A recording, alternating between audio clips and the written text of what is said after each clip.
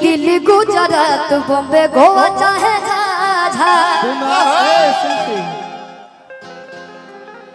डंक मारो तरु तू 50 बार मारो, हम एक बार डंक मार दूं तो तू एकदम जहरीली हो जाएगी।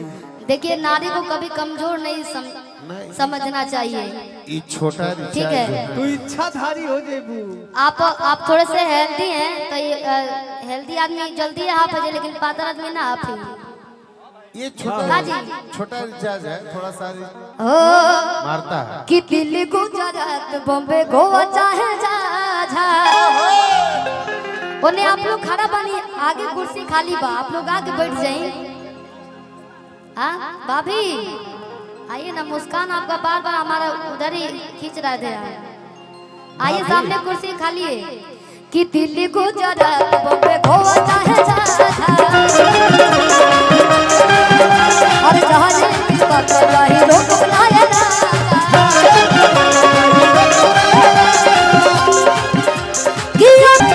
देखिए हम मंच पे जितना भी लोग हमको आपकी हम डांस पता न काहे पैर ना उठेला मंच पे रहने तो उठा ना तो आप लोग एनर्जी में डांस कीजिए और वो लोग बजाएंगे एनर्जी में।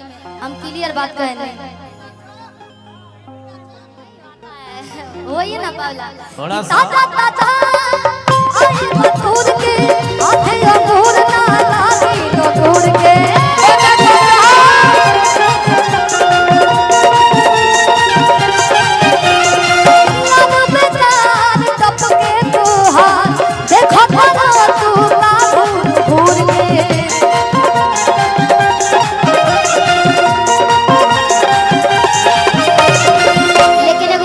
आजकल के लड़कन कुल के सिखावे के नहीं पड़त कुछ। ये जब सौरभ भैया की बेटी है, ये बहुत ही सुंदर है, ये जब कहीं हमसे फोटो खिंचवाने के लिए तो कह रही है आपका क्या नाम है। हाँ पहला शब्द डेरात नहीं की तनिको, और मंच पे भी चढ़ी है तो बोलिए हेलो माइक लेके, तभी से जुनून बात जरूर कुछ बनिए बबली। डांस करना आता है हो ताजा ताजा आई बतूर के आधे अंगूर ना लागी अंगूर के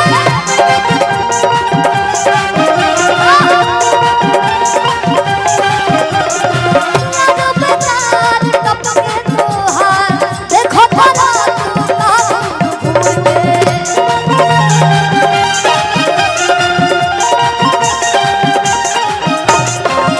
बनी चश्मा लगैले।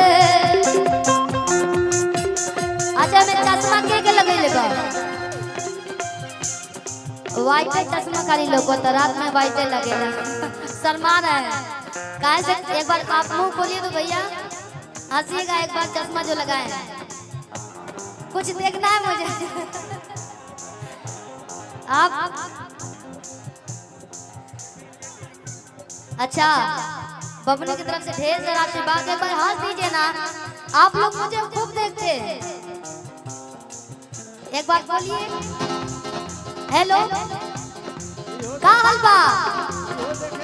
एक बार हम भाई के आगे का दरवाजा टूटल बका एक हाय ताजा ताजा आई मधुर के आधे अंगूर ना लागी ताजा ताजा आई मधुर के आधे अंगूर ना लागी अंगूर के बेकार कब के तो देखो भला तू का भूल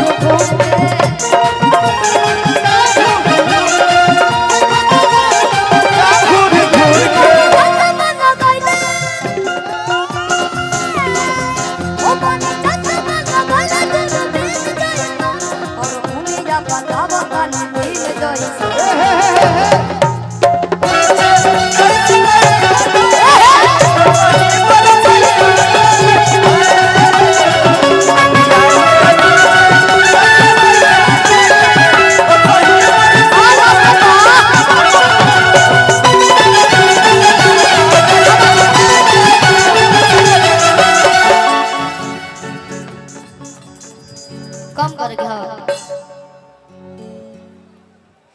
कि दिल के तू भोला बारा अरे ताहरा के जानीला कि तो बेसो पिया अरे तो है तना मानीला कि दिल के तू भोला तो हरा इससे पहले मानीला तो बेसो तो है तना मानीला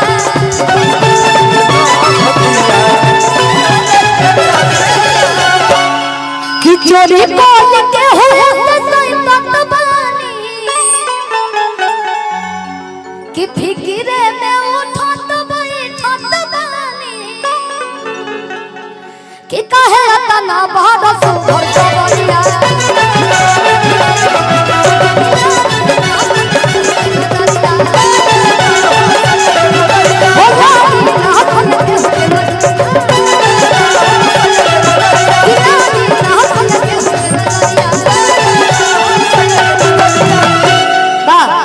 अच्छा लगा था हाँ वाह क्या बात है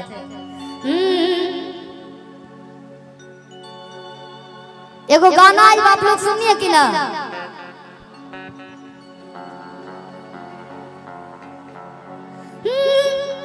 ज्यादा हो जाता है एगो कम करी तो